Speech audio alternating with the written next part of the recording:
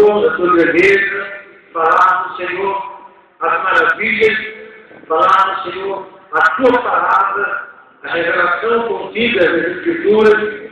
Queremos que o Senhor venha tomar o primeiro lugar esta noite, venha falar aos corações de todos os ouvidos, aqueles que hão de ser alcançados por esse serviço de som, e também aqueles que hão de ser alcançados pelo teu Espírito Santo. Pai, queremos que o Senhor toque nos corações e venha falar aquilo que nós não podemos falar, que o Senhor venha alcançar aonde nós não podemos alcançar. Que o Senhor venha alcançar esse lugar com os seus anjos, que o Senhor venha alcançar esse lugar com o teu Espírito Santo.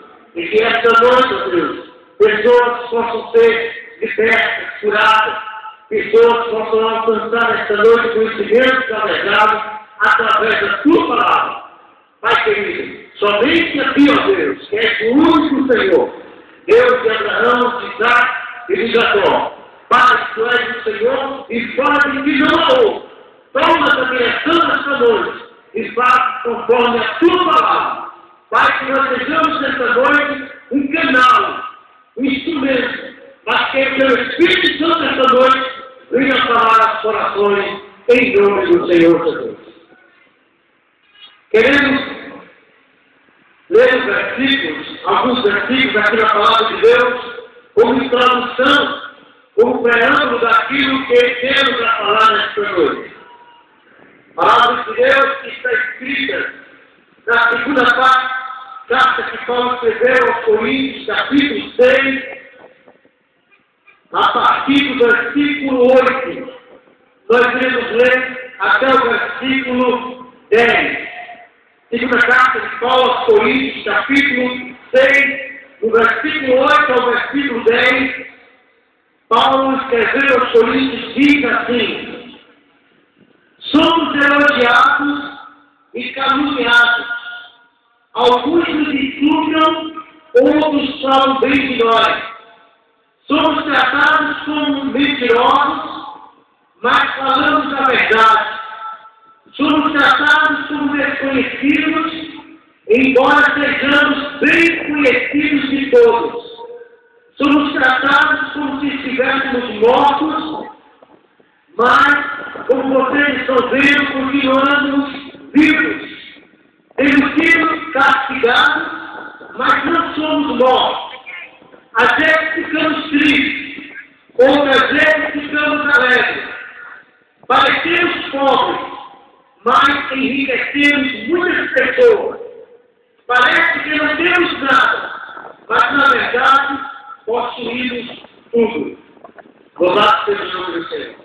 Então, amigos ouvintes da palavra de Deus, esta noite nós viemos mais uma vez em via pública para trazer a palavra da parte de Deus aos nossos corações. E o que vem esta noite está aqui é exatamente o último dia 12 passado, dia 12 de outubro, e que costumeiramente as pessoas, o Brasil, as pessoas religiosas costumam comemorar o dia da padroeira do Brasil, o dia de Nossa Senhora Aparecida, e nós temos a obrigação, dever,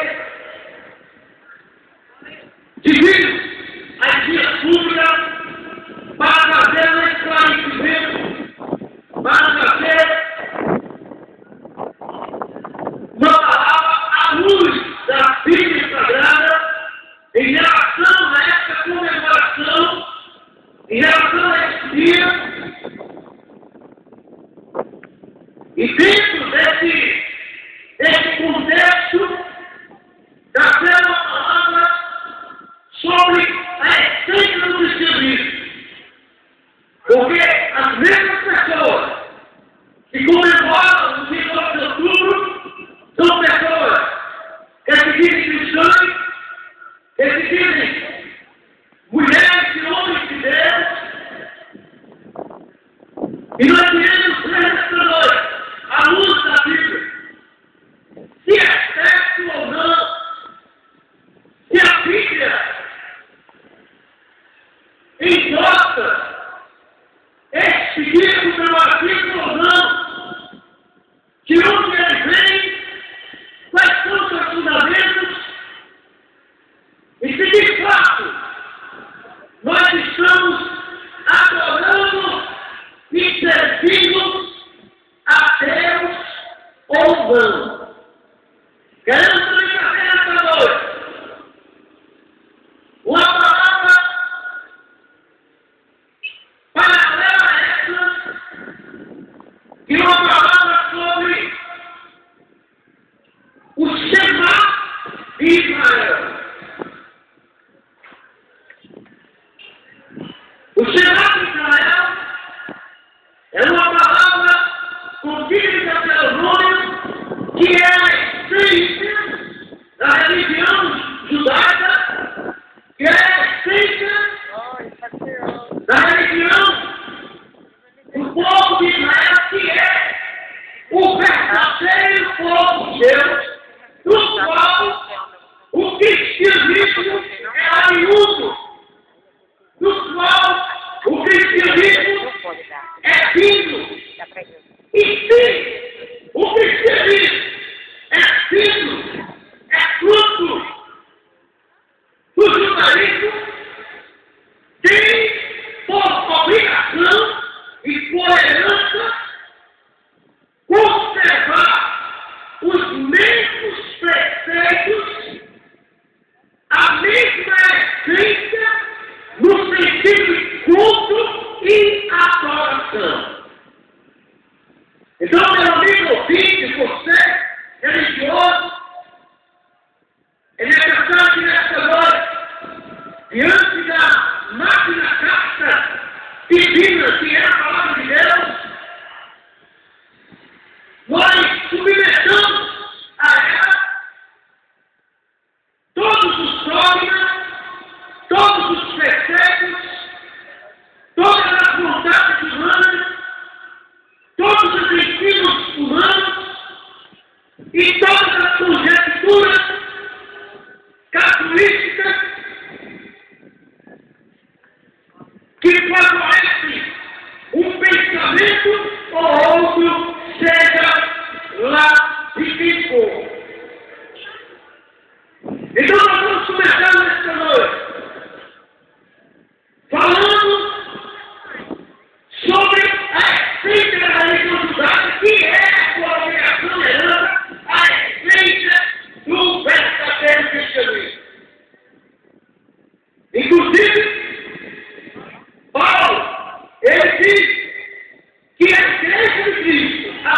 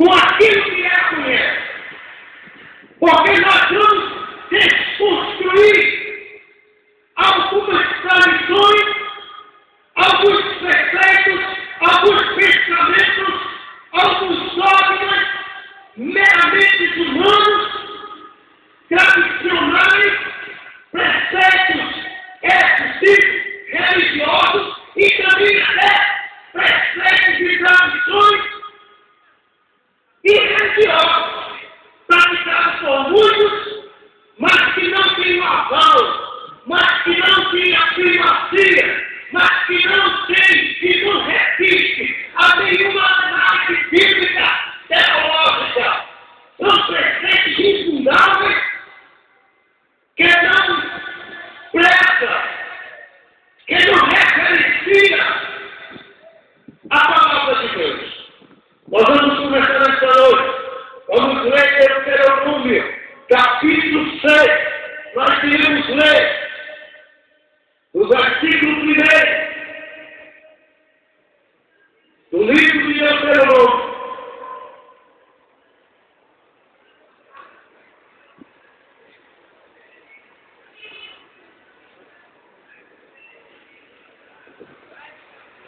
Capítulo 6.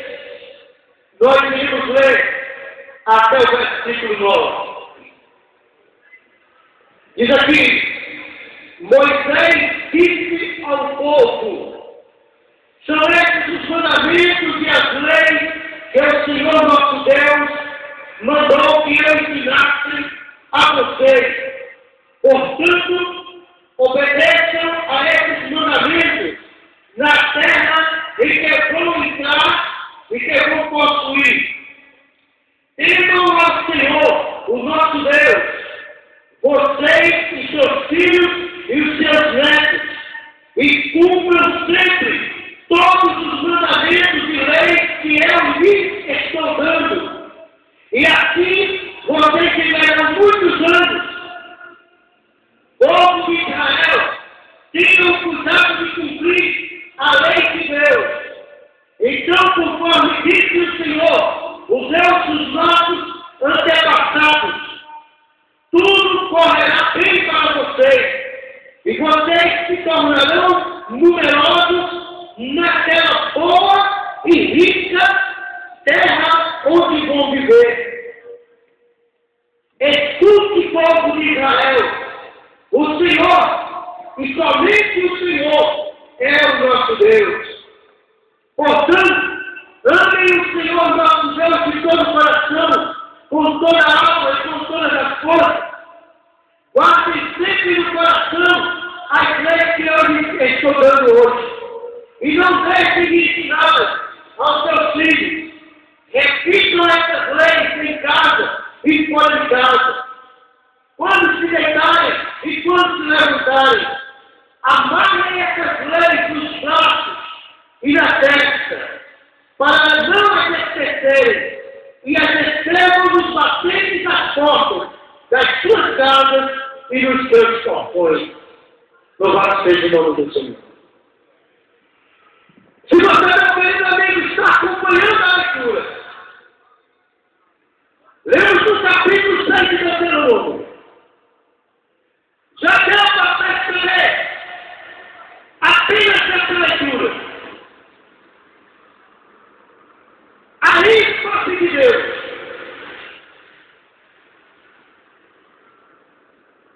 O que Deus realça nessa leitura é uma primazia sobre a sua palavra, uma primazia sobre os seus ensinamentos. Eu quero dizer a você aqui nessa noite: não adianta você ser religioso, ser uma igreja, um grupo para tentar seguir uma entidade religiosa.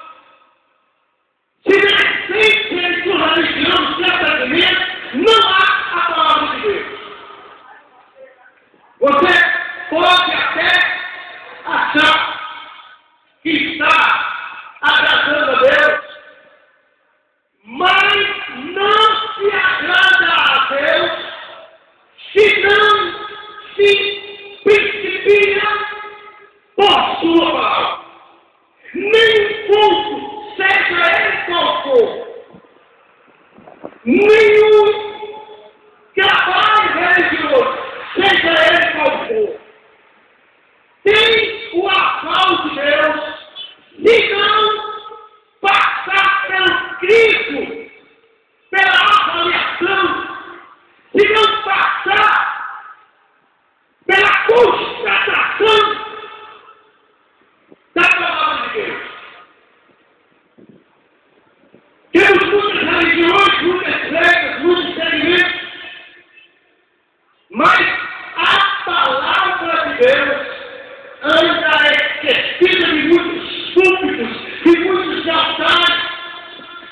muitas igrejas, de muitas religiões, que se apoiaram nas tradições, na cultura, nos costumes,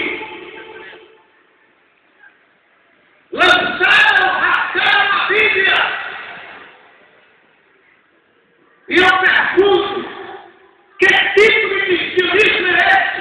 Que tipo de igreja é essa? Que tipo de religião é essa que ele diz uma religião cristã, um segmento cristão?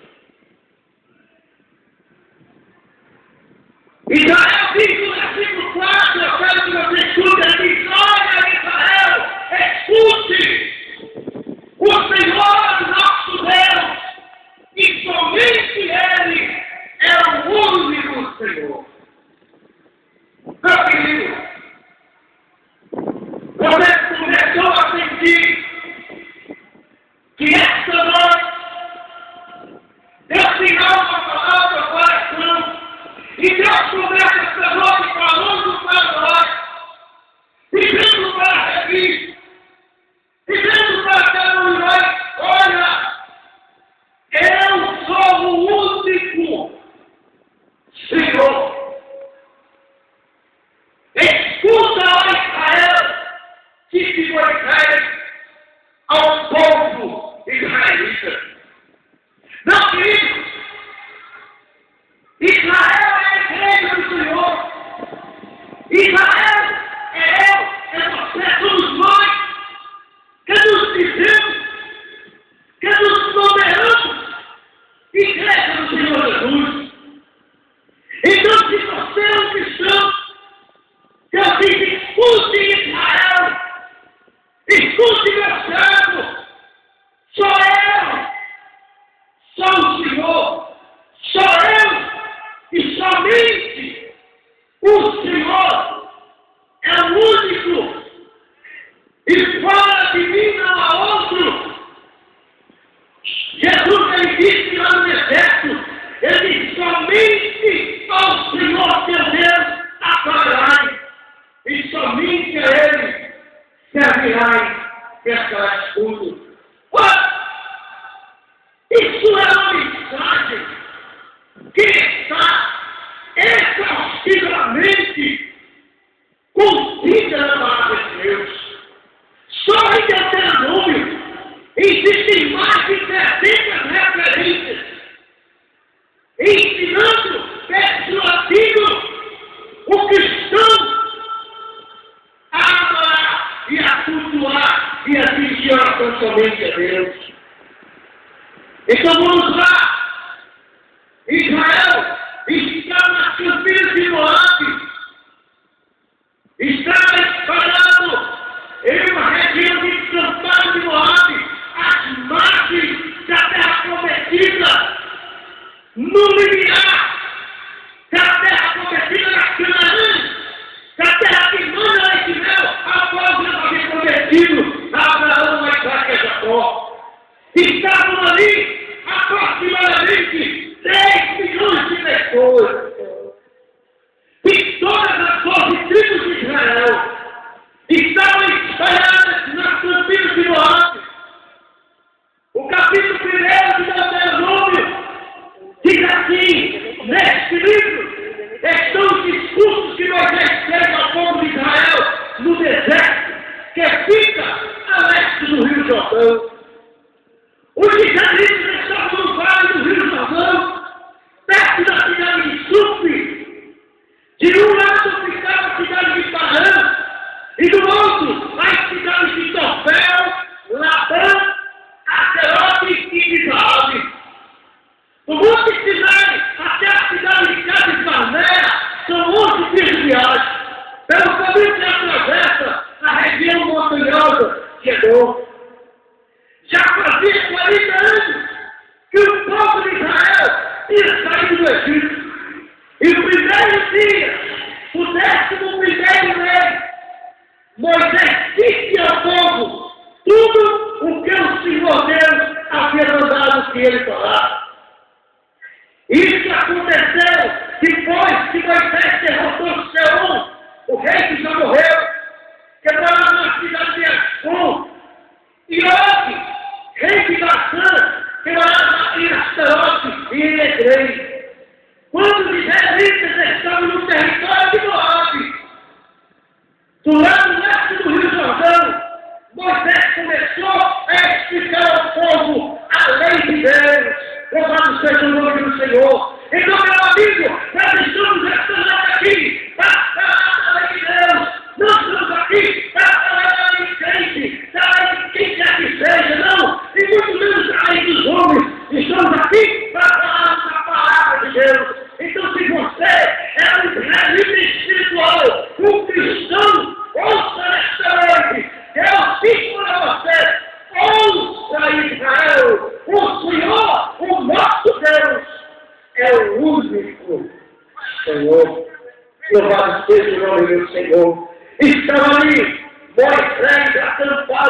das Campinas de Moab, aproximadamente 3 milhões de pessoas. Era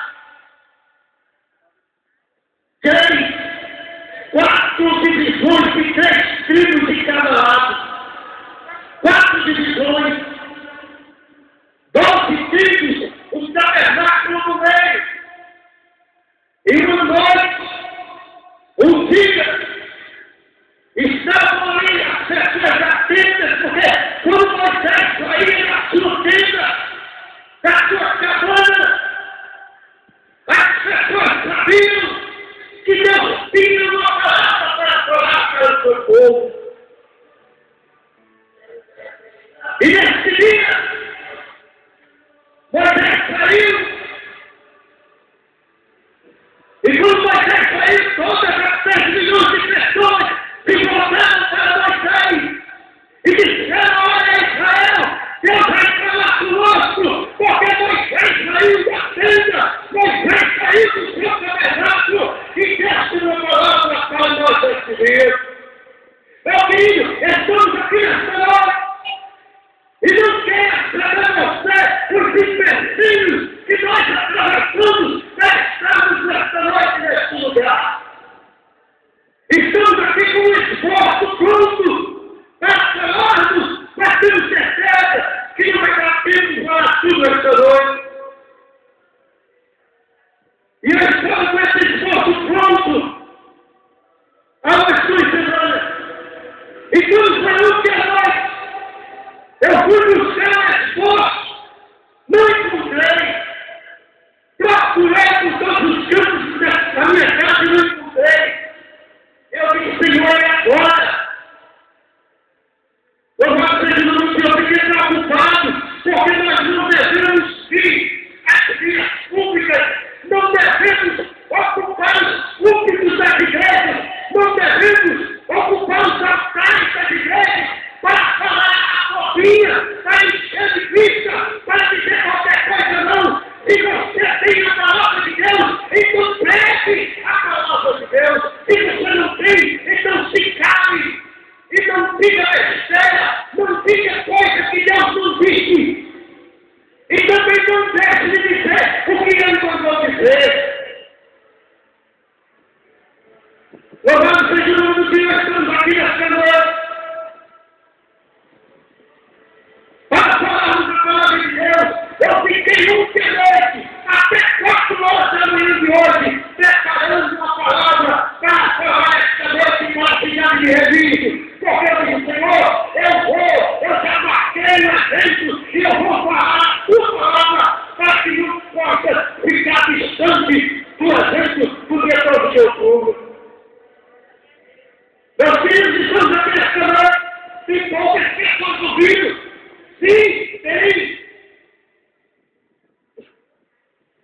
Mas veja bem, se fosse aqui um evento outro, esta rua não cabia, porque eu já vi esta rua aqui, e vocês não testemunham, e ponta a ponta aqui, esses 2 quarteirões lotados de pessoas, balançando bandeirinhas e aplaudindo o homem falando o que propriamente ele quer, o que propriamente quis, e as pessoas ficam lindo de para baixo com as palavras do ser humano. Mas esta noite nós estamos aqui para falarmos a palavra de Deus. O que eu vou dizer aqui nesta noite não são minhas palavras, é a palavra de Deus, porque eu sou um gato no meio dos outros gatos, eu sou um grão de areia no meio dos outros grãos de areia. Eu não sou melhor do que você. Não! O que eu tenho esta noite é uma palavra que Deus me deu e eu vou falar em nome de Jesus. Mas eu tenho que as pessoas não me interessam, mas eu vou falar. E onde Deus me enviar, eu vou falar. Estamos com muita força na palavra de Deus. Vemos os púlpitos dos portais, como disse anteriormente. As pessoas que têm coisas que não alimentam, falando fumaça, falando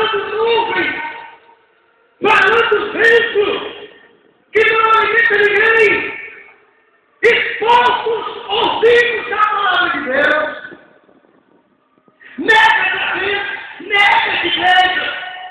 Igrejas que são verdadeiros monumentos arquitetônicos.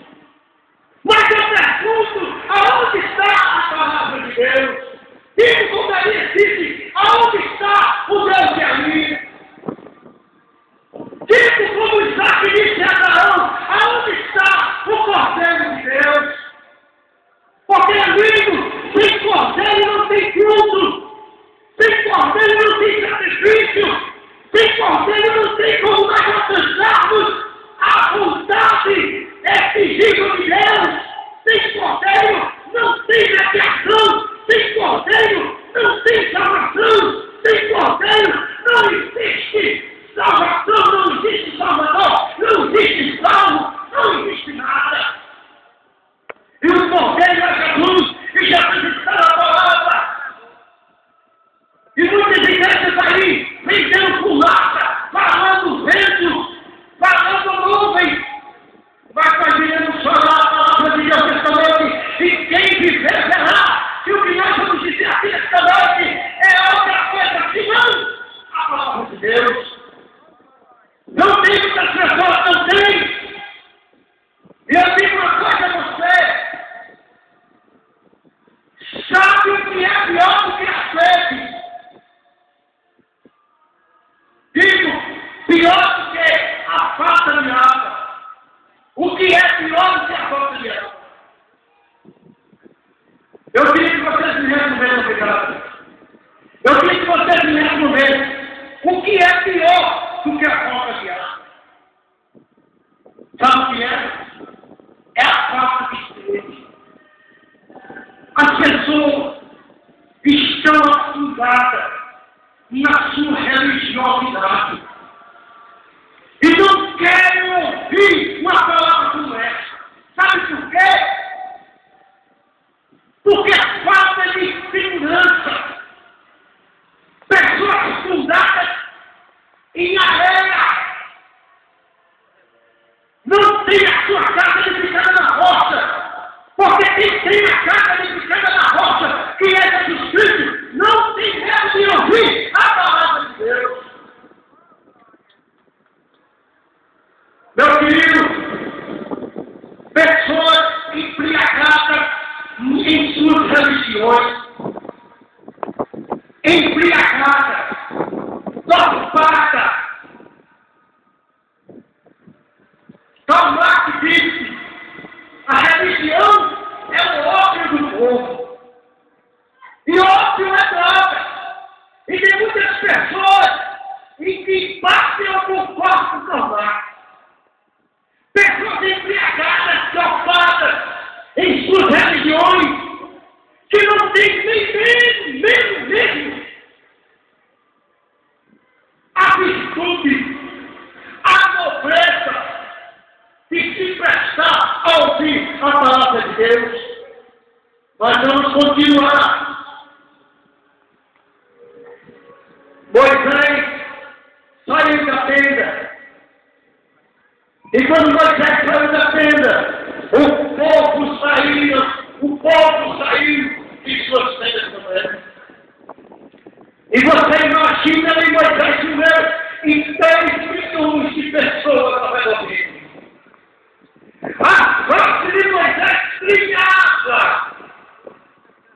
com o fulgor da glória do Deus de Israel. E Moisés chegou aqui no meio do povo e disse: ouça Israel! O Senhor, o nosso Deus, é o único Senhor. Meu querido, para que você entenda a razão, o porquê que Moisés ter dito essa frase. Eu vou ter que relatar alguns fatos para você.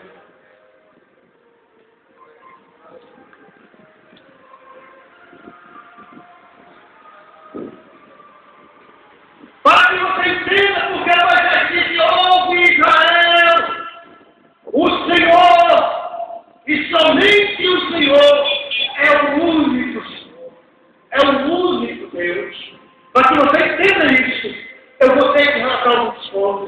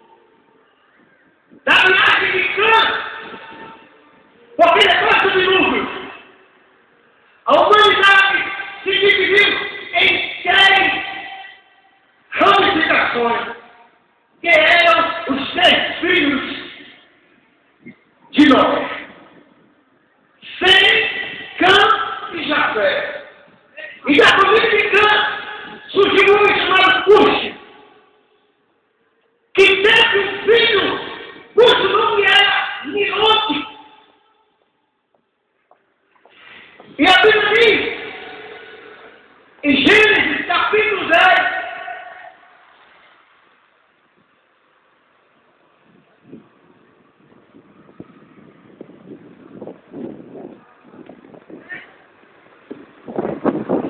Gênesis capítulo 10,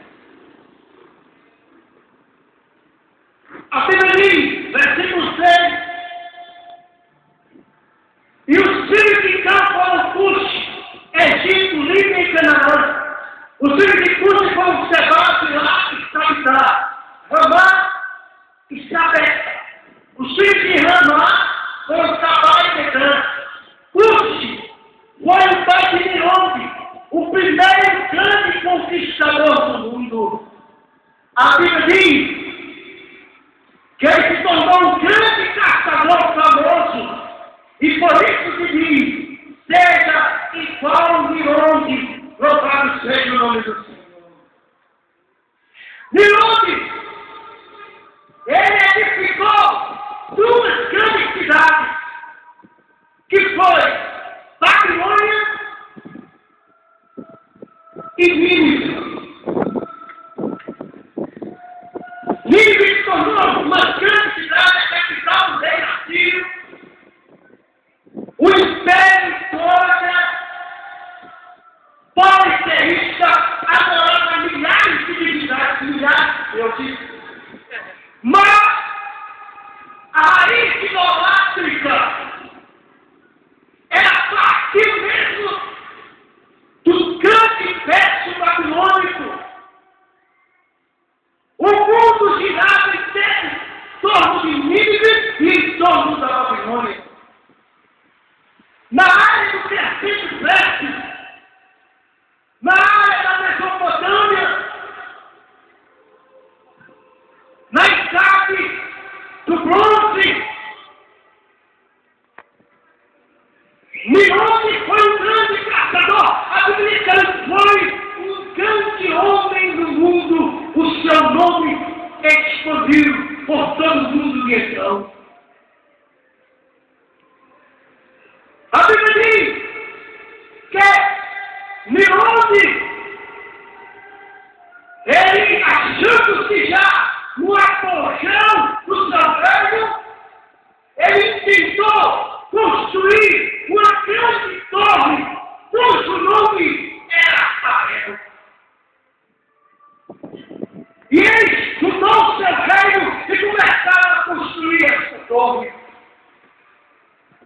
E segundo a Bíblia, eles queriam alcançar o céu com essa torre.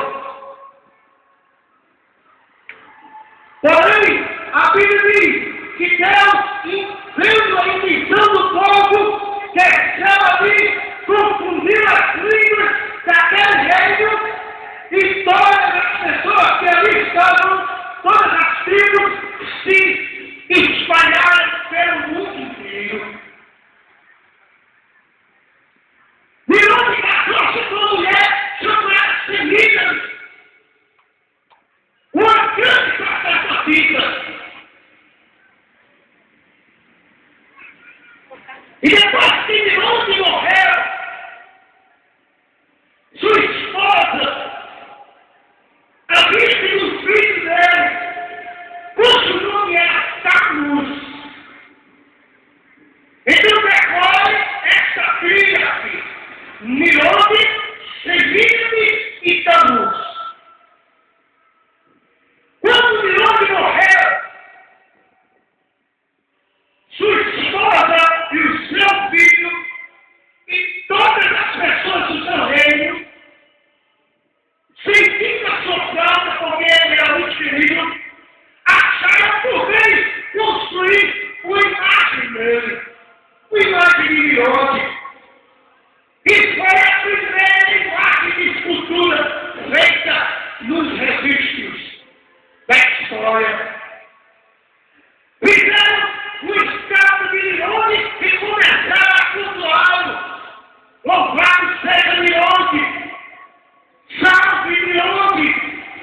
E daí então começou essa prática sarcástica, perversa, que é o culto às imagens foi chamado teologicamente de idolatria. Mas eu me procurei o pior vem depois. Servindo visita luz, a mãe e o filho, se aproveitando do nome de Leone, começaram a reivindicar para si a adoração. E todo o reino da Síria, Civis e da Babilônia, começaram a adorar a Semíramis e a Tammuz, a mãe e o filho. E era falado em todo mundo conhecido, depois que a porra primavera, ela foi desfeita por uma intervenção de Deus. O culto da mãe e do filho se espalhou por todo o mundo de conhecido. Na China, na Síria, no Egito, em Roma, na Grécia, foi atingido todas as religiões, porque todo mundo depende daquele ponto. A humanidade tem suas raízes ali, e a partir dali começou a adoração, a idolatria e o culto específico, a mãe e o filho.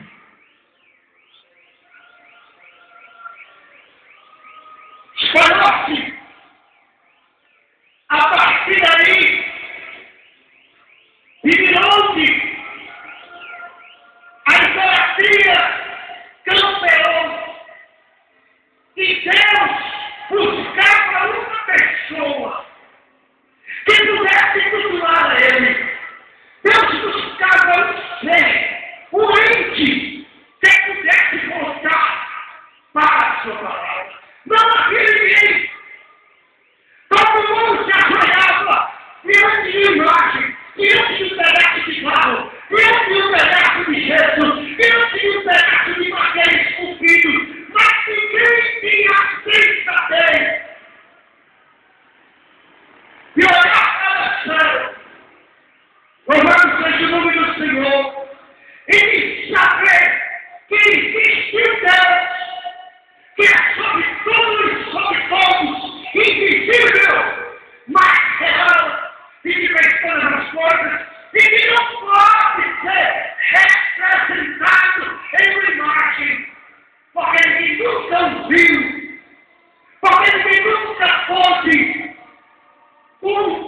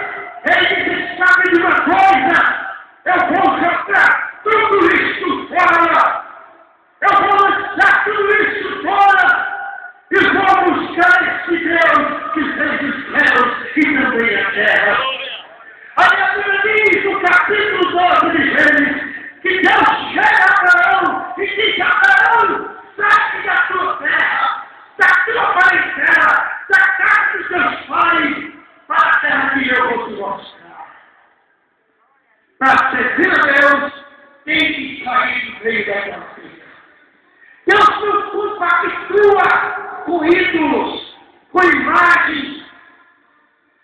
Deus é Espírito e os seus adoradores ficam a adorar em Espírito. É a palavra que diz. E outra coisa, eu vou dizer aqui a minha família. Tem gente que pensa que Deus tem que aceitar tudo que ele faz. Não, a minha religião é desse jeito, eu não vou sair da minha religião, meu culto é assim, eu aprendi assim com meus pais, é desse jeito que eu vou fazer. Aí é um versículo na Bíblia, o maior fundamento da Bíblia. Alguém que não faz Jesus, e Jesus, qual é o maior fundamento? Jesus Cristo disse, amar a Deus de todo o teu coração, de toda a tua alma, de todo o teu espírito. Então, meu querido, amar a Deus sobre tudo e sobre todos, supõe que é amar Deus sobre sua religião, sobre a tradição, sobre os seus pais, sobre os seus filhos, seus irmãos, amar a Deus sobre tudo. E matéria tudo. Deus é quem determina e que forma ele quer receber o culto. Não é o adorador, é quem é adorado que determina. Não é a criatura, é o Criador. Deus disse a Abraão, saia do meu melhor dia. Abraão saiu. E Deus começou a trabalhar na mente de Abraão. Uma coisa que eu quero que você abra os ouvidos para ouvir. Aleluia.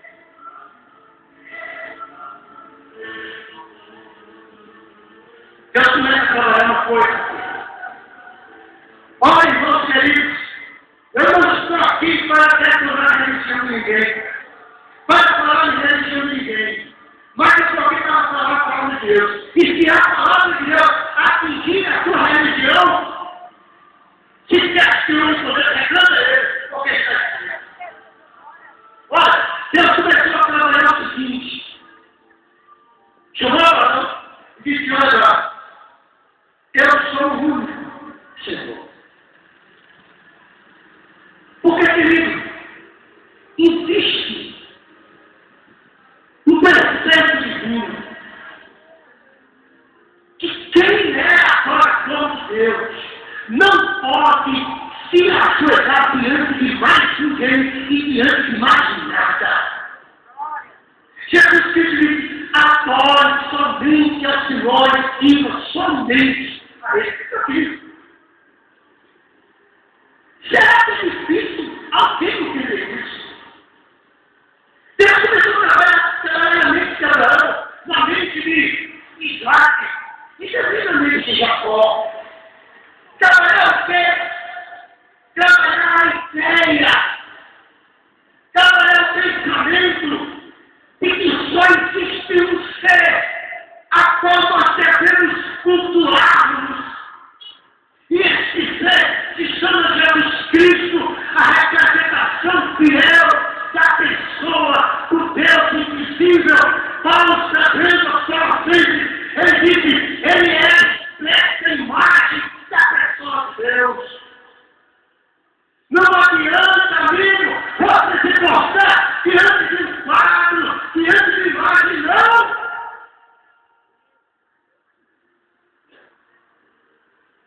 Só existe um Deus. E só existe um culto. Só existe uma fé. É o que a Bíblia diz. Ora, Moisés disse a Israel: ouve, Israel, o Senhor, somente Ele é o único Senhor. Ora, hoje é que tu reflita, pense comigo. Se só existe um Senhor, e que a Bíblia diz que só Ele, somente a Ele devemos dirigir oração, prestarmos cultos.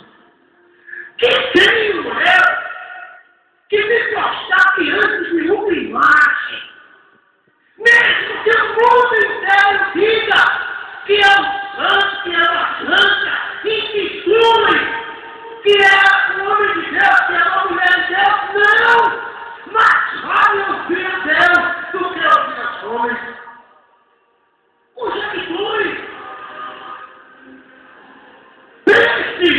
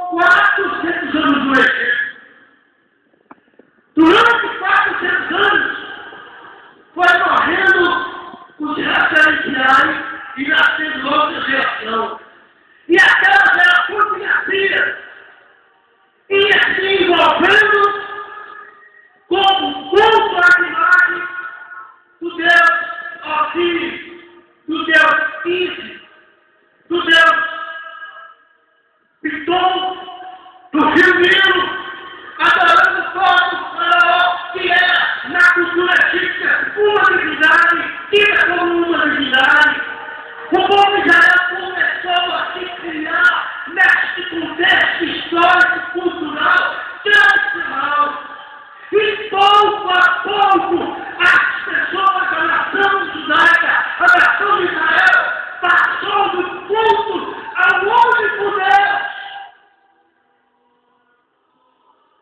para o culto a uma miríade, a uma legião, a um panteão de deuses, a um panteão de ídolos. Outra pouco, a nação de Israel, durante 400 anos, foi perdido referencial à palavra, e foi começando a adorar a outros nomes, a outros ídolos, a outros deuses, e Deus estava vendo tudo isso lá no céu. Mas 400 anos depois, Deus havia prometido a Abraão que ia tirar Israel de lá. E 400 anos depois, Deus levanta um homem chamado Moisés e diz: olha, Moisés, vá lá e tira o meu povo do Egito para a terra que eu prometi. Moisés vai lá e há uma aspa que eu quero ver aqui nessa noite. Moisés tirou Israel do Egito, digo, Deus tirou Israel do Egito através de Moisés. O grande legislador de Israel. E Deus, por através de Moisés, tem por mediador Arão. Deus trouxe sobre Egito, segundo o relato bíblico, 10 conhecidas pragas, conhecidas como as 10 pragas do Egito. Bem, você também já tem ouvido falar muito sobre essas 10 pragas do Egito, mas tem uma coisa que eu quero que você escute nesta noite. Há uma coisa, eu disse com dizer até o fim, Deus não negocia. Deus, relacionado a culto, a adoração, Deus é exclusivista. Ele não divide o culto dele com ninguém. Se você é um cristão que ajoelha diante de imagem e diz que é cristão, arranque esse título e se coloque diante do Deus único que é o Deus de Israel. A Bíblia diz: quando quiser falar, entra no teu quarto e ora ao teu Pai que está aí oculto. E o teu Pai que está aí oculto, ele te responderá. Ora, adorar a Deus, rezar a Deus através de nós, é tudo menos um princípio cristão. Ao contrário disso. Lá vai Moisés, Deus através de Moisés, 10 pragas, as 10 pragas do Egito. E você quer saber o que significa isso? Cada praga que Deus derramou sobre o Egito era um desafio a uma divindade egípcia, a um ídolo egípcio, a um Deus egípcio. Ou seja, cada golpe que Deus deu no Egito, Deus estava colocando por terra um ídolo egípcio. Sabe por quê? Porque Deus abomina imagens de estrutura. Deus abomina o culto dividido. Se você é um verdadeiro adorador, adore somente a Deus. Ele não aceita. Ele não negocia. E Deus confiou o Egito com 10 pragas. Está escrito, cada praga era um desafio contra um ídolo egípcio. Para que Israel visse que o único Deus é o Deus de Israel. Para que os egípcios vissem que o único Deus é o Deus de Israel. O Deus vivo e verdadeiro está entronizado no céu para todo o século dos séculos. Amém. Então, amigo, então, relígio, escute,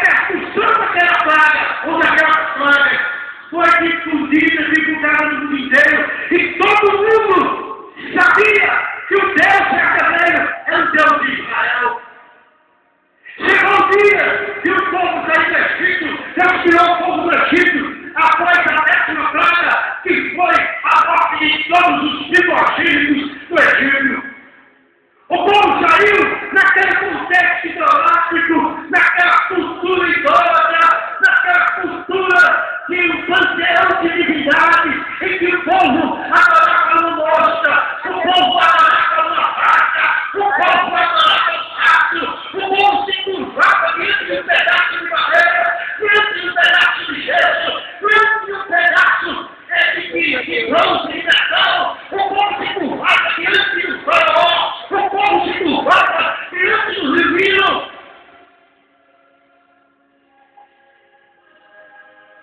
Saiu esse povo com essa mentalidade perversa de um culto idolátrico, de um culto manchado, decupado pela a prática da imagem de escultura a qual Deus abomina.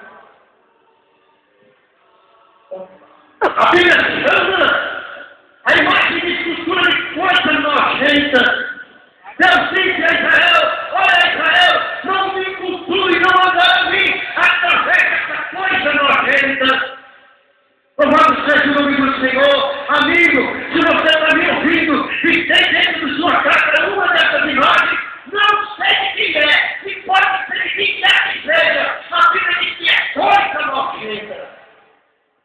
E eu não vou dizer que coisa boa. Alguém pode até ter dito, o seu líder religioso pode até ter dito: olha, é um santo, é uma santa. É, mas Deus diz, é coisa nojenta. É maldição. É a Bíblia quem diz. É a Bíblia quem diz. O povo saiu do Egito, tudo bem. O povo andou 40 anos, peregrinou 40 anos no deserto.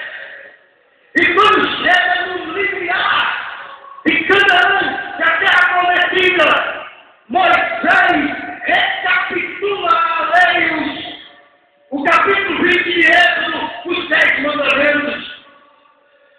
Deuteronômio é uma recapitulação dos 10 mandamentos.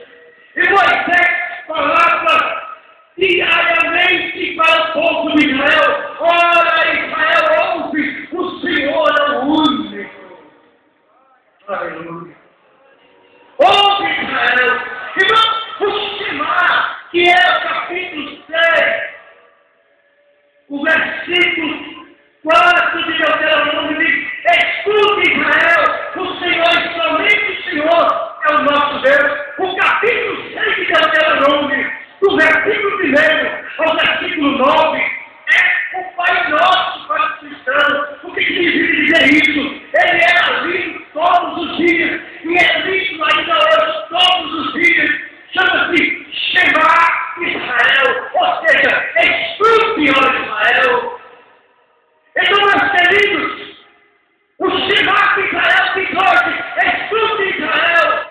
O Senhor, o nosso Deus, é o único Senhor, mas é que diz todos os dias para o povo de Israel. E Moisés chegou e passou a falar tudo isso para o povo de Israel. Exaustivamente, Deus falava através de Moisés: irmão, eu não estou falando aqui, e não estou aqui de propósito, falando contra a religião de ninguém, não. Eu estou falando da Bíblia diz. A imagem de escultura, existe mais de 10.000 versículos na Bíblia falando contra a imagem de escultura. Não é Napoleão Fernandes que está inventando, não. Eu estou aqui com a Bíblia de Eleição Católica. E a Bíblia de Eleição Católica, ela tem mais de 300 versículos a mais do que a evangélica falando contra a imagem de escultura.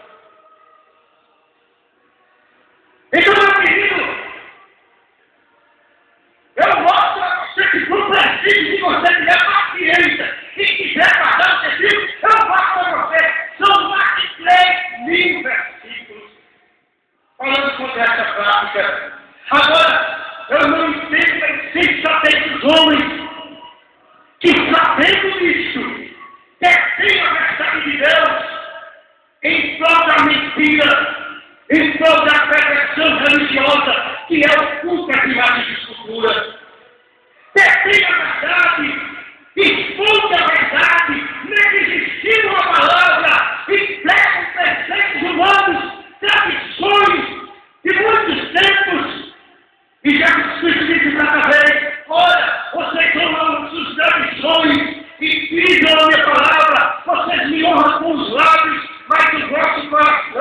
está distante de mim.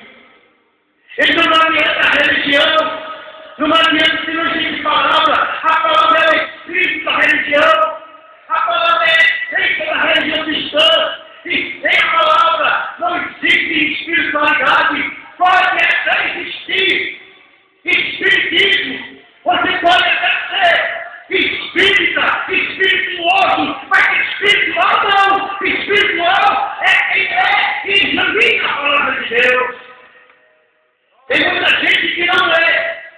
Tem a Bíblia em sua casa, aberta no Salmo 91, 121, está lá, mas não é, não examina, não estuda.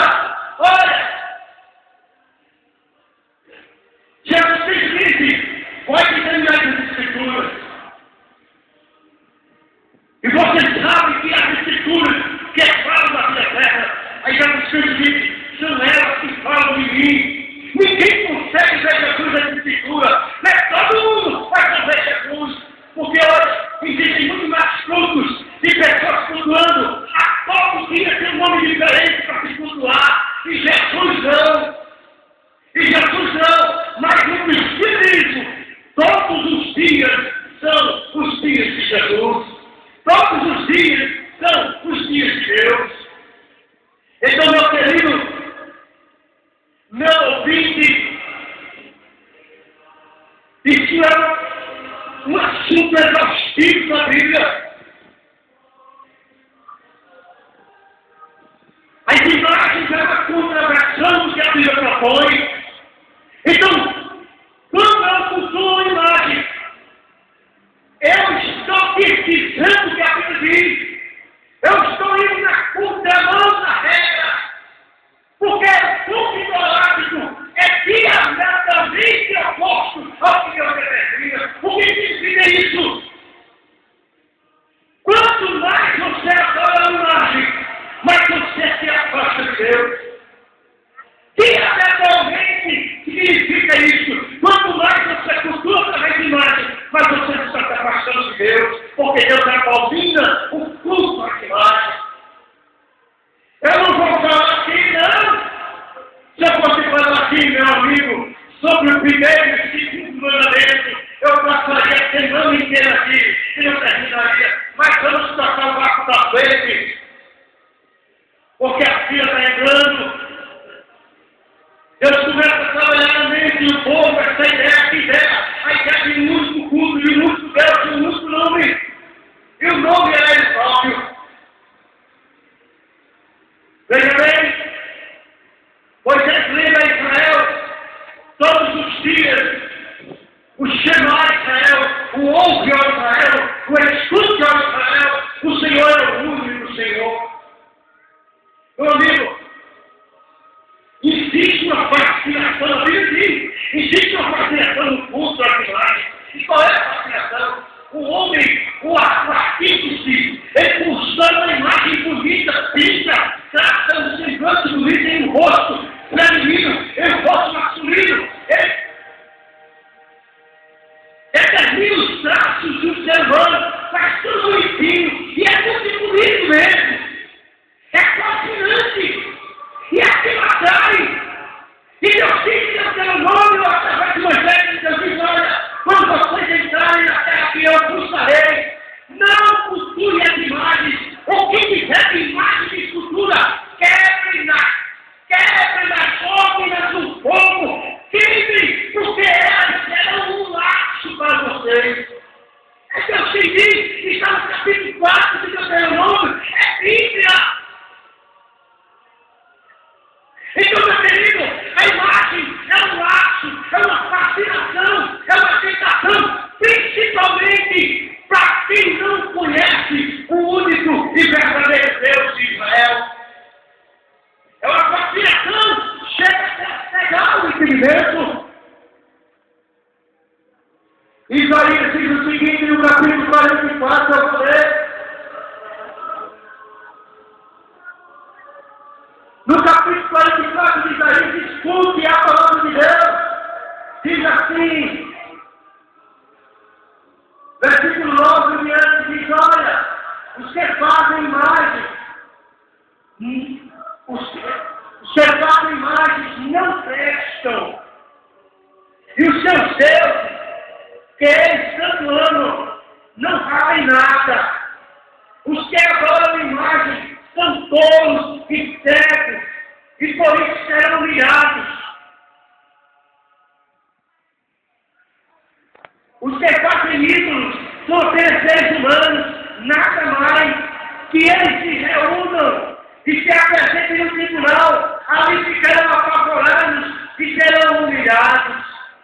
Meu querido, é a Bíblia quem diz, a insensatez, a tolice, é a palavra de Deus quem diz. O porquê é insensatez? Porque a Bíblia diz, porque o profeta Isaías diz que é insensatez de um homem se curvar diante de imagem. Olha bem, veja bem, comigo, pense. Eu sei do céu e da terra, o mar, o sol, tudo que existe no mundo. Coisas esplendorosas, magníficas.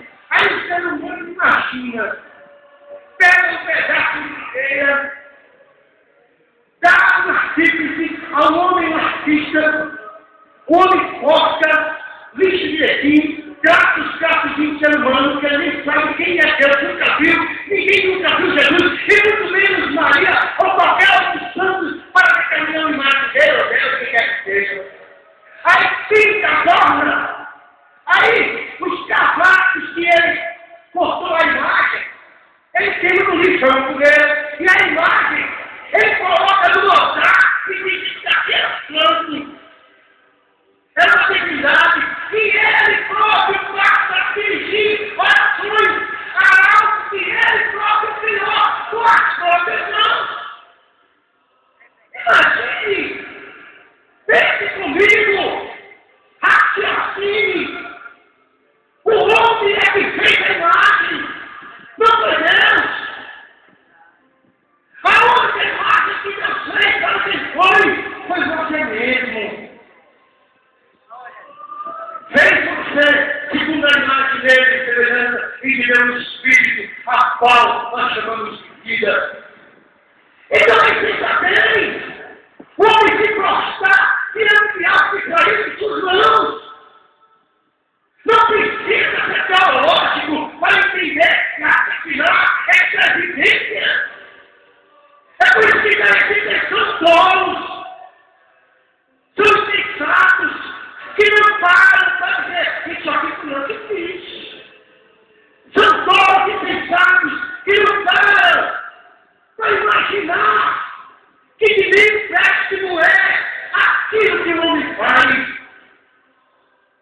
Vamos mais adiante, tem muita coisa. Olha, irmão,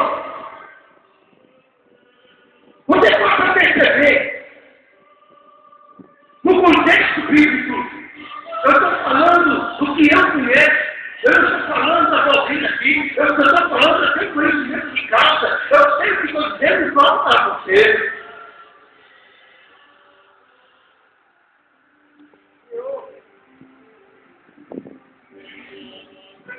A idolatria, o culto às imagens. Na narração bíblica, eu estou falando que é a lei toda. O culto às imagens, na narração bíblica, ele sempre, eu estou dizendo sempre, o culto às imagens, na narração bíblica, sempre está ligado ao contexto de uma religião caída, diante de uma religião apóstata, diante de uma religião desviada do conhecimento de Deus. Se você quiser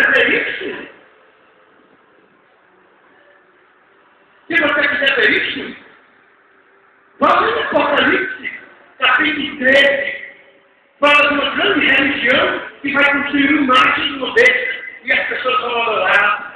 Fala de uma religião, capítulo 17, episódio de Apocalipse, de uma religião que vai construir uma imagem e o povo vai adorar aquela imagem. E a Bíblia diz que todos que adoraram aquela imagem ou que adoram aquela imagem não têm parte com Deus. Então, meu amigo, a Bíblia chama aquela religião do Apocalipse 17 religião prostituta. A Bíblia chama aquela religiosidade de uma religiosidade adúltera. Porque a adultério na Bíblia, a adultério espiritual, é uma deixada ao único Deus para cultuar a outro nome, que não o único nome do Deus de Israel. Então, o culto idólatra, o culto através de imagem, é sempre voltado, está sempre no contexto de uma religião caída, de uma religião apóstata, de uma religiosidade desviada do conhecimento de Deus.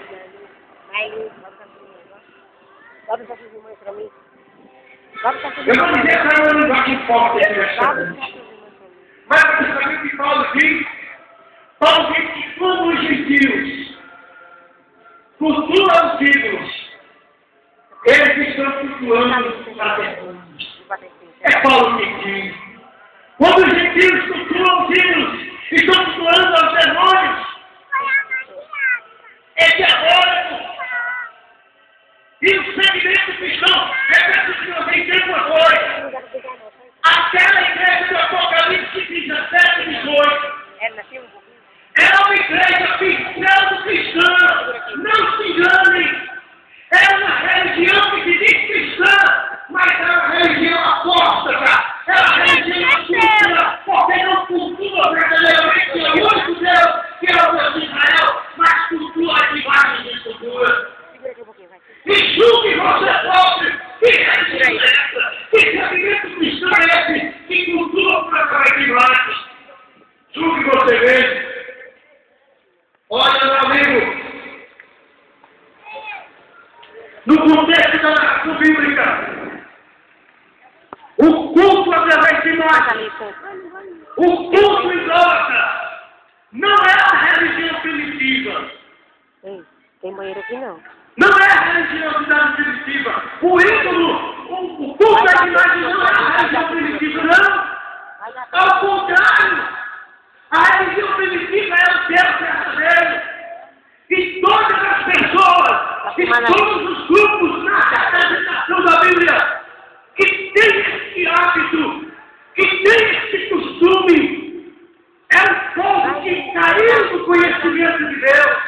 É uma religião que outrora é uma religião verdadeira, mas caiu do conhecimento e passou a cultuar através das imagens de escultura.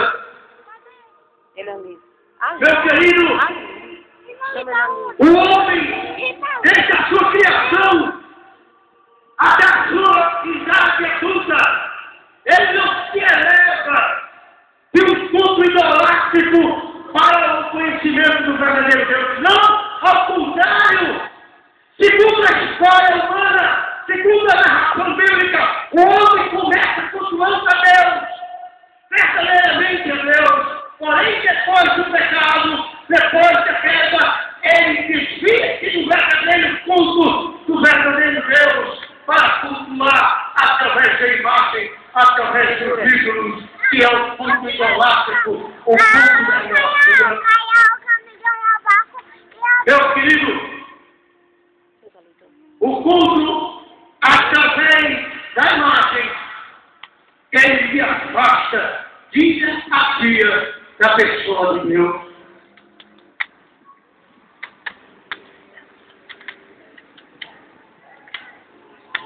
Mãe, o Kidinho estava lá, não.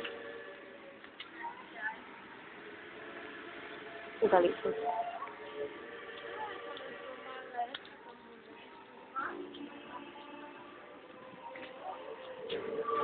O culto através da imagem é um culto puramente humano de um povo caído, de um povo apóstata, de um povo ignorante do conhecimento da pessoa de Deus. Você vai ver lá em Romanos capítulo 1, versículo 18 e diante, eu não vou ler para não tomar muito tempo. Eu vou passar agora para a segunda parte da mensagem. Essa vai ser mais pesada. E eu deixei para o final, porque o melhor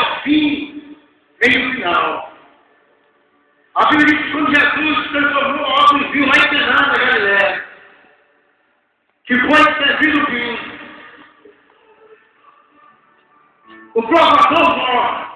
O homem que provava o vinho, finólogo, né? Ele provou o vinho e disse, por que deixaram o melhor vinho no final? Sabe por quê? Porque Deus sempre deixa o melhor no final. Tem gente que está maldizente de sua vida, só olhando para os cantos de parede. Olha, não se preocupe, porque Deus tem o melhor para você. E o melhor Deus sempre deixa para o final. Então deixei essa situação da mensagem para o final. Muitas pessoas não vão gostar, mas é verdade. Vivemos no último dia 12 de outubro. Uma comemoração. Comemoração esta que é conhecida como feriado nacional, dia dito pelos homens da padroeira do Brasil, que tem por nome Nossa Senhora Aparecida. E é sobre isso que nós vamos falar agora. Olha, a partir do século XIX, o Brasil é sendo mudado, transformado, através das religiões, das seitas, dos segmentos, do liberalismo europeu, chegando até o Brasil, inclusive, o protestantismo, atingindo a nossa nação há uns séculos atrás. E diante dessa transformação religiosa que o Brasil vem sofrendo desde o meado do século XIX, o catolicismo humanista sentiu-se ameaçado de sua cadeia, do seu trono, do seu reino. A mente do mundo mudou. Desde a reforma, há 500 anos atrás. A mente do homem mudou com relação a Deus. O iluminismo, a renascença, que trouxe o conhecimento filosófico, através de Gutenberg, que trouxe a imprensa, passou-se a divulgar como a verdade, o conteúdo bíblico. O antigo até então custava muito, era muito alto o seu valor para um cristão, para um indivíduo. Há 500 anos atrás, ter uma Bíblia, ele tinha que ser um grande cidadão, ele tinha que ser um homem da sociedade, ele tinha que ser de uma patente muito alta, tinha que ser proprietário de um poder aquisitivo muito alto. Por quê? Porque para ele ter um juiz bíblico, ele tinha que pagar um escriba, ele tinha que pagar um tradutor, ele tinha que comprar pergaminhos, livros, papéis apropriados, tintas apropriadas, e pagar essas pessoas para traduzirem e para escreverem a Bíblia. Passaram muitos anos e custava muito dinheiro, mas através da imprensa, através da reforma protestante, que nós iremos falar em outra oportunidade, o mundo passou a conhecer melhor a Bíblia. E disse Lutero, disse, olha, Lutero disse ao cristianismo comunista da época, Lutero disse, olha, eu vou fazer com que um homem do campo, uma empregada doméstica, conheça mais de Bíblia do que muitos de vocês, sacerdotes romanos. E vamos mais para adiante, o mundo começou a adquirir